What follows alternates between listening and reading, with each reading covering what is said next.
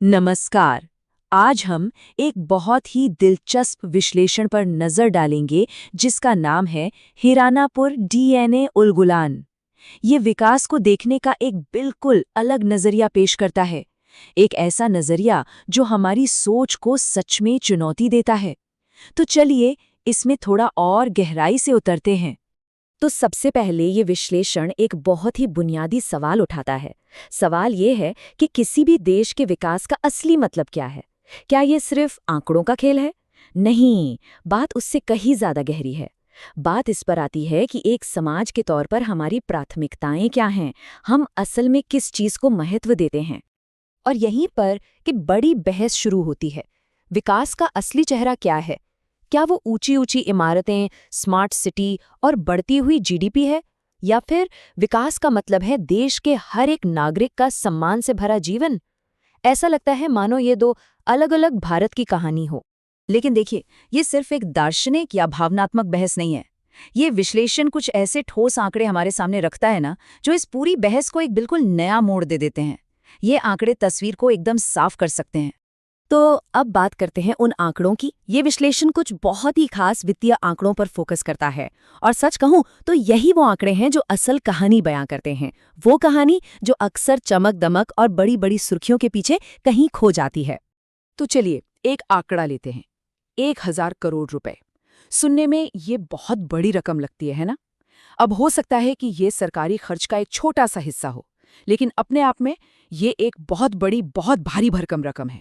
अब जरा इस 1,000 करोड़ की तुलना एक दूसरे आंकड़े से करते हैं। लगभग 14,000 रुपये। जी हाँ, सिर्फ 14,000। इस विश्लेषण के हिसाब से ये वो कुल रकम है जो एक गरीब या जरूरतमंद नागरिक को सरकारी मदद के तौर पर पूरे एक साल में मिलती है। ये जो जमीन आसमान का फर्क है ना, ये बहुत कुछ कहता है। तो सवाल उठता है कि ये 14,000 रुपये का हिसाब आता कहाँ से है? तो देखिए, इस विश्लेषण के मुताबिक इसमें शामिल है महीने का 5 किलो राशन और विकलांगता पेंशन जैसी चीजें। मतलब सिर्फ और सिर्फ जिंदा रहने के लिए जो सबसे जरूरी, सबसे बुनियादी चीजें होती हैं, बस वो। और अब इन दोनों आंकड़ों को एक साथ रखिए, तस्वीर एकदम साफ हो जाती है। ये विश्लेषण ये निष्कर्ष निकालता है कि वो जो 1,000 करोड़ रुपए थे, उससे लगभग 7 लाख नागरिकों की पूरे एक साल तक मदद की जा सकती थी। 7 लाख लोग! ये एक ऐसा तथ्य है जो सच में सोचने पर मजबूर कर देता है। लेकिन कहानी यहाँ सिर्फ आंकड़ों पर खत्म नहीं होती। असल में ये आंकड़े तो बस एक शुरुआत हैं।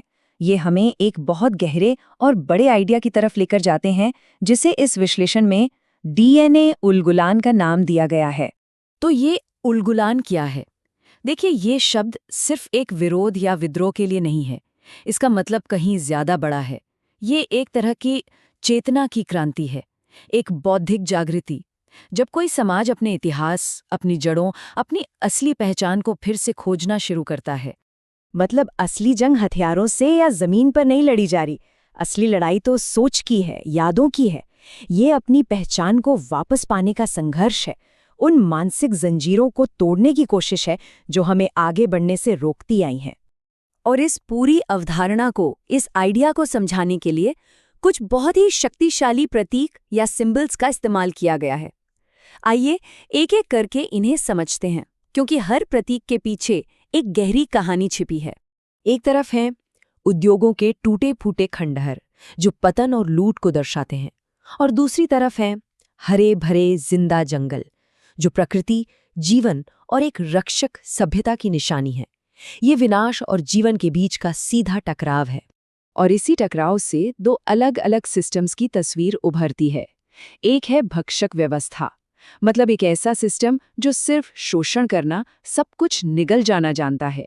और दूसरा है रक्षक सभ्यता, एक ऐसी संस्कृति जो संतुलन बनाना, चीजों को सहेजना और उनकी रक्षा करना जानती है। इसके अलावा कुछ और भी अहम प्रतीक हैं, जैसे कि एक ताकतवर हाथ में पकड़ी हुई कलम, और वो कलम लोहे की जंजीरों को तोड़ रही है। ये ज्ञान की ताकत का प्रतीक है।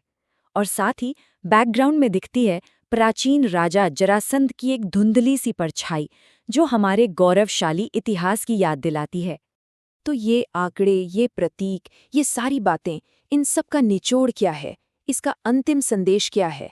चलिए अब इस विश्लेषण के बिल्कुल केंद्र में चलते हैं। और पूरा का पूरा सार बस इस एक लाइन में छिपा है। जब कलम जागती है तब इतिहास बोलता है। ये एक बहुत ही शक्तिशाली वाक्य है और कह सकते हैं कि ये इस पूरे विश्लेषण की आत्मा है। तो इसका मतलब क्या हुआ? मतलब ये कि असली बदलाव, असली क्रांति किसी हथियार से नहीं बल्कि विचारों से आती हैं। इस विश्लेषण का मूल तर्क यही है कि ज्ञान, नए आइडियाज और अपने इतिहास को दोबारा से समझना, यही सामाजिक बदलाव के सबसे बड़े और सबसे असली औजार हैं। और आखिर में ये विश्लेषण हमें एक बहुत ही तीखे सवाल के साथ छोड़ जाता है। सवाल ये है कि किसी नागरिक को सिर्फ 5 किलो अनाज की सुरक्षा देना, क्या ये हमारे सफलता का सबूत है? या फिर ये हमारी व्यवस्था में मौजूद एक बहुत गहरी असमानता की तरफ एक चेतावनी है? ये एक ऐसा सवाल है जिस पर शायद हम सबको सोचने की ज़रूरत है।